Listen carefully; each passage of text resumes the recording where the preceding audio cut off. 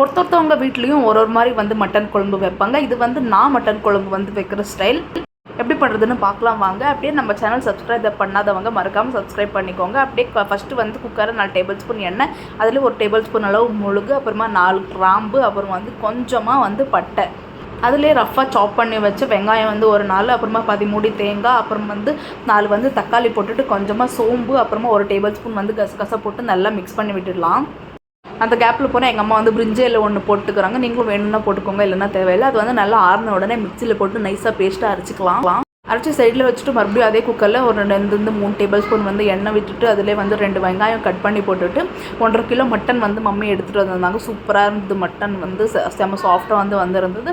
அதையும் வந்து நல்லா வாஷ் பண்ணிவிட்டு போட்டுடலாம். 1.5 கேஜி மட்டன் வந்து போட்டிருக்கு. அதுக்கு 1/4 டேபிள் ஸ்பூன் அளவு மஞ்சள் தூள், 1 டேபிள் ஸ்பூன் அளவு கல்லுப்பு, அப்புறமா வேணும்னா போட்டுக்கலாம் கல்லுப்பு. ஸோ பார்த்து போட்டுக்கோங்க. அப்புறம் வந்து 2 டேபிள் ஸ்பூன் அளவு Kashmiri chilli powder, 2 table spoon அளவு தனியாத்தூள் போட்டு நல்லா மிக்ஸ் பண்ணி விட்டுடலாம். அதோட காரம் வந்து பீஸ்லலாம் இறங்கினா தான் வந்து சூப்பராக இருக்கும். ஸோ வந்து 5 நிமிஷம் மிக்ஸ் பண்ணி விட்டுட்டு நல்லா விட்டுடலாம்.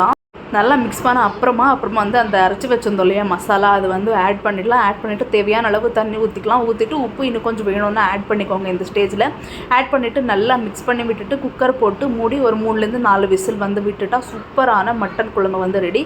கண்டிப்பாக ட்ரை பண்ணி பாருங்கள். சூப்பராக இருந்தது. எங்கள் மம்மி பர்த்டேக்கு வந்து பண்ணியிருந்தது. தேங்க்யூ ஃபார் வாட்சிங். பாய்.